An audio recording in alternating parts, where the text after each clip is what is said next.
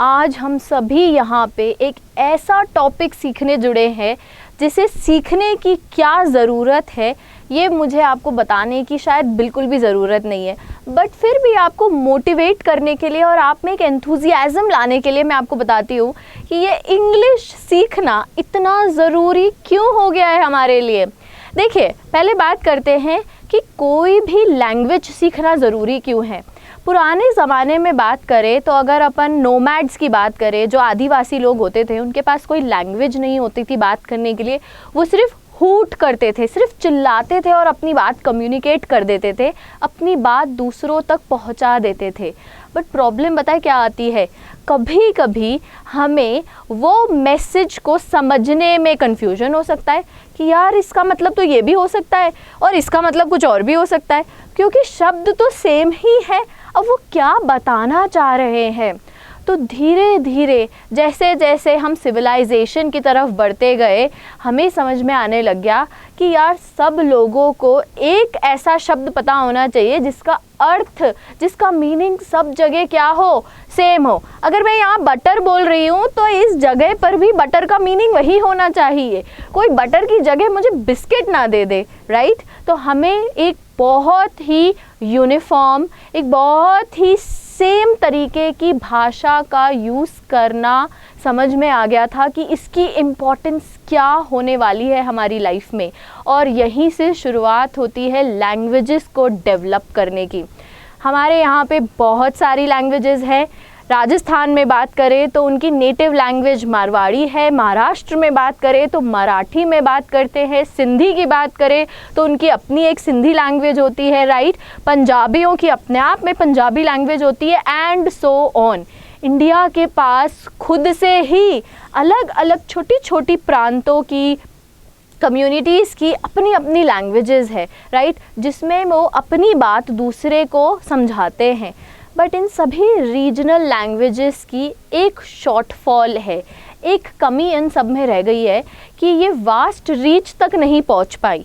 ज़्यादा से ज़्यादा लोग इसे ना तो सीख पा रहे हैं ना बोल पा रहे हैं, क्योंकि रीजनल लैंग्वेज का अपना एक बाउंडेशन होता है कि उनके एरिया के बाहर ऑलरेडी, मान लीजिए अगर राजस्थान और गुजरात की बात करें तो दोनों को ही ना तो गुजराती आती है और दोनों को ही ना ही मारवाड़ी आती है। कुछ लोगों को जब इसकी ज़रूरत समझ में आई तो उन्होंने सीख ली होगी, बट सबको नहीं आती है। तो रीजनल लैंग्वेजेस की अपनी एक शॉर्टफॉल हो गई और एक बाउंड्री हो गई। बट हिंदी की बात करें तो हिंदी नॉर्थ साइड में मोस्ट ऑफ द स्टेट्स को आती है। प्रॉपर आती है या नहीं हमें नहीं पता, हम वहाँ जाते हैं घूमने तब हमें पता पड़ता है कि उनकी हिंदी कितनी टूटी फूटी है, राइट।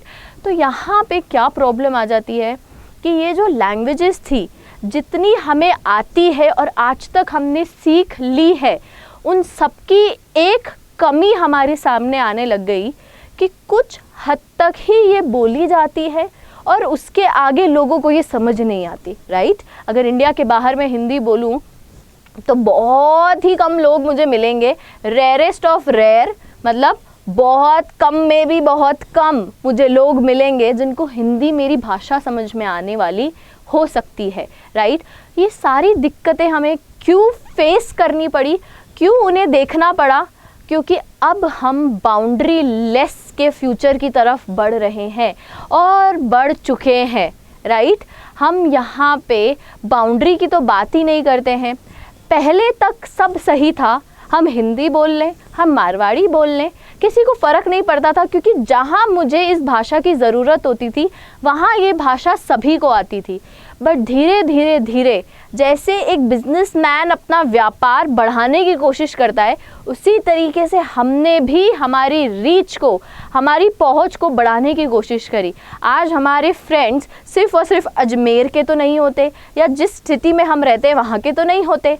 फेसबुक, इंस्टाग्राम, इन सब चीज़ों की वजह से आप किसी अमेरिका में बैठे हुए इंसान को भी अपना फ्रेंड बना सकते हैं, राइट। और यहाँ पर कोई लिमिट बाउंडेशन नहीं है। बट किसी को भी अपना फ्रेंड बनाने के लिए या उससे बात करने के लिए क्या चाहिए, आपको एक माध्यम चाहिए। जैसे आप और मैं अभी बात कर पा रहे हैं क्योंकि मैं भी हिंदी जानती और समझती हूँ और बोल सकती हूँ, एंड सेम आप भी कर सकते हैं। तो उसी तरीके से हमें हिंदी के अलावा एक लैंग्वेज की, एक माध्यम की, एक मीडियम की ज़रूरत समझ में आने लग गई है। आजकल कंपनीज़ सिर्फ़ और सिर्फ इंडियन कंपनीज़ नहीं रही है मार्केट में, कौन सी कंपनीज़ भी है हमारे पास, इंटरनेशनल मल्टीनेशनल कंपनीज़, जो एक शहर में नहीं कई सारे शहरों में, कई सारे देशों में ऑपरेट करती है, काम करती है। और हमें समझ में आने लग गया कि उनके इंटरव्यूज़ में पास होने के लिए उनकी भाषा आनी ज़रूरी है, क्योंकि हो सकता है उनको हिंदी ना आती हो, राइट मैम। बट ये सब मुझे समझ में आ रहा है कि हमें मल्टीपल लैंग्वेजेस की ज़रूरत पड़ गई, कि मुझे सिर्फ हिंदी आती है ये काफ़ी नहीं है, मुझे सिर्फ ठेठ मारवाड़ी आती है ये काफ़ी नहीं, बट फिर मुझे इंग्लिश ही आनी ज़रूरी क्यों है? ऐसा क्या है इंग्लिश लैंग्वेज के अंदर कि आज मुझे लगता है कि अगर मुझे ये लैंग्वेज नहीं आती है तो दुनिया में मैं थोड़ी सी पीछे रह गई हूँ, या फिर कहीं पर भी अपॉर्चुनिटी लेने के लिए ये मेरी एक कमी मुझे गिनाई जा सकती है कि आप इंटरव्यू में सेलेक्ट नहीं हुए हो क्योंकि आपको क्या नहीं आती है, इंग्लिश नहीं आती है। आपको हम जॉब पे नहीं रख सकते हैं क्योंकि आपको इंग्लिश में लिखना नहीं आता है, आप इंग्लिश में बोल नहीं सकते हो। ये कमी मुझे हर जगह क्यों गिनाई जाती है? सिर्फ इंग्लिश ही तो नहीं आती है। लेकिन अब ये सिर्फ इंग्लिश नहीं रही, क्योंकि अगर आप देखेंगे तो इंग्लिश वर्ल्ड में सबसे ज़्यादा बोली जाने वाली लैंग्वेज है। और जितनी ज़्यादा एक लैंग्वेज की पहुंच होती है उतना ही ज़्यादा व्यापार करना आसान हो जाता है, राइट। उतना ही ज़्यादा अपने विचारों को किसी को बताना, बहुत सारे लोगों को बताना बहुत आसान हो जाता है। मैं कहना चाहती हूँ कि मेरा इंटरेस्ट पढ़ाने में है, मैंने इंटरव्यू में ये बोला और उसे ये बात समझ नहीं आई, तो मुझे एक दूसरा तरीका अपनाना है। या तो मैं साइन लैंग्वेज से बोलूँ कि मुझे बहुत पसंद है पढ़ाना ये लैंग्वेज, बट क्या ये सब जगह सेम तरीके से समझी जाएगी? कोई बोलेगा पता नहीं क्या बोल रही है, पान लगाना, बटर लगाना, आपको क्या पसंद है बहुत, राइट। ये प्रॉब्लम आ सकती है। और इंग्लिश क्योंकि ये बहुत आसान है सीखना, इसलिए ये सबसे ज़्यादा बोले जाने वाली लैंग्वेज है। ये इतनी आसान कब से हो गई, ये तो हमें नहीं पता था। अगर आप गूगल करेंगे, बहुत आसान है इसका आंसर ढूंढना, पता है आपको। अगर आप गूगल करेंगे और लिखेंगे कि आपको ये जानना है कि वर्ल्ड की कितनी लैंग्वेजेस को पढ़ना, बोलना, सीखना डिफ़िकल्ट है, तो आपको कुछ ऐसी लिस्ट मिलेगी कि Russian language, Hungarian language, Mandarin language, Japanese language, Danish language, ये सारी लैंग्वेजेस जो मैंने यहाँ पे आपको लिख के कुछ एग्जाम्पल में बताई हैं, ये वो लैंग्वेजेस हैं जिन्हें सीखना बहुत डिफ़िकल्ट माना जाता है। जिसे सीखना क्या माना जाता है? बहुत डिफ़िकल्ट, क्योंकि आप कोई उसके साथ ताल्लुक़ नहीं बना पाते। जब आप कोई लिंक बना पाते हो ना, जैसे मान लीजिए मैंने बटर बोला तो आपके दिमाग में इमेज होती है, आपको पता है बटर को हिंदी में मक्खन बोलते हैं, बटर ऐसा होता है, अमूल का बटर आता है, इसका मतलब वो किसकी बात कर रहे हैं। जब आप लिंक बना पाते हैं चीज़ों का तो सीखना, समझना और याद रखना बहुत ईजी हो जाता है। इन लैंग्वेजेस को टफ या हार्ड इसलिए बोला गया है, कठिन इसलिए बोला गया है क्योंकि यहाँ पे लिंक बनाना बहुत मुश्किल है। उसके लिखने, बोलने और प्रोनाउंसिएशन यानी कि उच्चारण में इतना फ़र्क आ जाता है कि हमें बहुत डिफ़िकल्टी हो जाती है। और सबसे ज़्यादा अच्छी बात आपके लिए क्या है, यहाँ पे इंग्लिश लिखा ही नहीं है। आप कितने भी गूगल पेजेस सर्च कर लीजिएगा जो वहाँ पे लिस्ट में आते हैं, जो आर्टिकल पढ़ेंगे वो इनमें से ही किसी कॉम्बिनेशन ऑफ लैंग्वेज को टफ बताएंगे, डिफ़िकल्ट बताएंगे, बट इंग्लिश के बारे में कोई नहीं बोलता। इसका मतलब जिन लोगों को हिंदी आती है उन्हें इंग्लिश सीखना डिफ़िकल्ट नहीं लगता है, और ना ही वो है। इंग्लिश एज अ लैंग्वेज बहुत इजी है सीखना, और यही एक कारण है कि ये सबसे ज़्यादा पॉपुलर लैंग्वेज है और सबसे ज़्यादा बोले जाने वाली लैंग्वेज है। क्यों? क्योंकि ये कभी डिफ़िकल्ट थी ही नहीं सीखने के लिए, बड़ी आसानी से इसे लोगों ने अपना लिया और सीख भी लिया।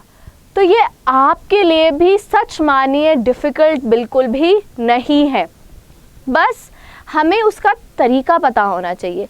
किसी भी चीज़ को सीखने के लिए अगर आप छोटी सी टेक्निक अगर उसकी समझ जाए कि इसका स्ट्रक्चर कैसा है, इसका फ़्लो कैसा जाता है, हमें कब कौन सी चीज़ समझनी चाहिए, तो कोई भी सब्जेक्ट, कोई भी भाषा सीखना मुश्किल नहीं है। तो इंग्लिश को आसानी से आप कैसे सीख सकते हैं? मान लीजिए मैं आपको हिंदी में एक सेंटेंस, एक वाक्य अगर बताऊं, तो अगर मैंने लिखा है मैं पढ़ाती हूँ, ऑलराइट, खड़ी पाई, मैं पढ़ाती हूँ। हिंदी में हम सभी को समझ में आता है कि मैं फर्स्ट आना चाहिए, सेकंड पे पढ़ाती आना चाहिए और थर्ड में हूँ आना चाहिए, और वाक्य को ख़त्म करने के लिए जो चिन्ह लगाना चाहिए वो चिन्ह ये है, खड़ी पाई, राइट। अब यहाँ पे आप समझदार हो हिंदी में, अगर मैं इसको मिक्स कर दूँ, जंबल कर दूँ, आगे पीछे कर दूँ, तो पढ़ाती मैं हूँ का मतलब बिल्कुल चेंज हो जाता है। हूँ मैं पढ़ाती, पढ़ाती हूँ मैं, ये क्या बोलना चाह रही हूँ मैं? क्या इसका कोई सेंस निकल के आ रहा है? ये क्या कोई मुझे पागल बता देगा, राइट? तो ऐसे ही इंग्लिश लैंग्वेज में भी आपको सीखते वक्त क्या ध्यान रखना है? सबसे पहला पोजीशन, हमें ये पता होना चाहिए कौन से अक्षर की क्या पोजीशंस हो सकती है, उसे कब एक वाक्य में, एक सेंटेंस में कहाँ कहाँ यूज़ में हम ले सकते हैं। और जितना आप प्रैक्टिस करेंगे उतना आप इसमें परफेक्ट होते जाएंगे। तो हम पोजीशंस पे बहुत फोकस रखेंगे अपनी क्लास में, राइट। दूसरा, ये 3 शब्द हैं जो मैंने इस्तेमाल किए आपको मेरी एक बात बताने के लिए कि मैं क्या करती हूँ, मैं पढ़ाती हूँ। मेरे ये थॉट, मेरा ये विचार, मेरा ये जवाब आपको बताने के लिए मेरे पास शब्द होने बहुत ज़रूरी है। अगर मुझे ये नहीं पता होगा कि मैं मुझे अपने आप को किस शब्द से बता सकती हूँ, मैं क्या कर रही हूँ उसके लिए क्या शब्द है, और कैसे हमेशा करती हूँ, कर रही हूँ, पुराना बता रही हूँ, भविष्य बता रही हूँ, या आज प्रेजेंट बता रही हूँ, अगर उसके लिए मुझे यही नहीं पता है कि क्या शब्द यूज़ करने हैं, तो मैं क्या पोजीशन बनाऊंगी और क्या अपना सेंस और अपना विचार किसी तक पहुंचा पाऊंगी, राइट। तो हमें इंग्लिश सीखते वक्त अपने शब्दों के बसेरे को, उस महल को भरना है, उस खाली जगह को जहाँ हमें शब्दों का ज्ञान ही नहीं है, हमें वर्ड्स नहीं पता है, तो मैं उसको अरेंज कैसे करूँगी।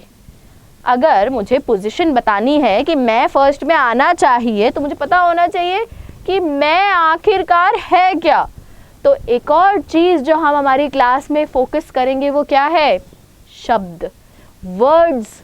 जितने वर्ड्स हम सीख सकते हैं और जितने वर्ड्स एक सफल जीवन एज अ पर्सन, एक इंसान की तरह, एक व्यक्ति की तरह और एक बिजनेस पर्सन की तरह, एक जॉब में आने वाले वो सारे शब्द तो हम सीख ले कम से कम, ताकि कहीं पर भी 4 लोगों के बीच में बात करने से पहले हम ये ना सोचें कि डिक्शनरी हाथ में होनी चाहिए, पता नहीं क्या शब्द बोल दे वो, राइट। तो हमें क्या भी सीखना चाहिए हमारी क्लास में, फोकस क्या होना चाहिए? अपने शब्दों के कुएं को भरना और कभी नहीं भरने देना। उसको हमेशा यही समझना कि ये आधा ही भरा हुआ है, ताकि आप और नए नए शब्द सीख सके। क्योंकि आपको भी पता है पर्यायवाची ये शब्द भी बहुत काम में लिए जाते हैं। सूरज, सूर्य, प्रकाश, पता नहीं कितने सारे शब्द उसके साथ जुड़े हुए हैं, राइट। तो उसी तरीके से अंग्रेज़ी भाषा में भी शब्दों के कई शब्द हो सकते हैं जिनका अर्थ, जिनका मीनिंग क्या हो, एक ही हो। तो हमें वो भी ध्यान देने की ज़रूरत होती है। और सबसे ज़्यादा महत्वपूर्ण या इम्पॉर्टेंट बात, शब्दों को सिर्फ जान लेना काफ़ी नहीं है, अपनी टंग को, अपनी ज़ुबान को उन शब्दों का उच्चारण करने के लिए परफेक्ट बनाना। हर भाषा के अंदर उच्चारण में टंग अलग तरीके से काम करती है। तो यहाँ पर जब हम एक भाषा सीखते हैं तो हमें हमारी टंग की प्रैक्टिस करनी पड़ती है।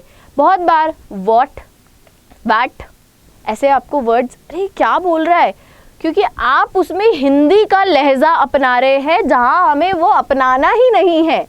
तो सबसे ज़्यादा ज़रूरी बात क्या है, शब्द को देख लेने के बाद उसके उच्चारण की प्रैक्टिस करना। और आप चाहे माने या ना माने, बहुत बार जब हम कोई बात करते हैं या कोई भी अपनी रीडिंग करते हैं, जब हम अपनी रीडिंग करते हैं हम कभी भी ध्यान नहीं देते कि मैं बोल क्या रही हूँ, सामने वाला क्या बोल रहा है, हम उच्चारण पे ध्यान ही नहीं देते। जब हम रीडिंग करते हैं, रीडिंग करने का सबसे सही तरीका होता है पढ़ते वक्त जो आप बोल रहे हो आप अपने कानों से खुद सुनो कि आप क्या बोल रहे हो। और जब आपको पता पड़ जाएगा कि सामने वाला वाट नहीं बोल रहा है, वो बोल रहा है व्हाट, तो आप अपनी टंग को बोले कि ऐसा साउंड निकालने की कोशिश करिए, अपने गले को यूज़ करिए और यहाँ से साउंड निकलती है उस पर फोकस करिए। तो आपकी हंसी कभी भी नहीं उड़ेगी, क्योंकि जब आप रीड करते हैं आप अपने आप को बहुत ज़्यादा फोकस के साथ सुनते हैं। और रीडर, एक अच्छा रीडर जितना अपने आप को सुनेगा उतना वो परफेक्ट होता जाएगा।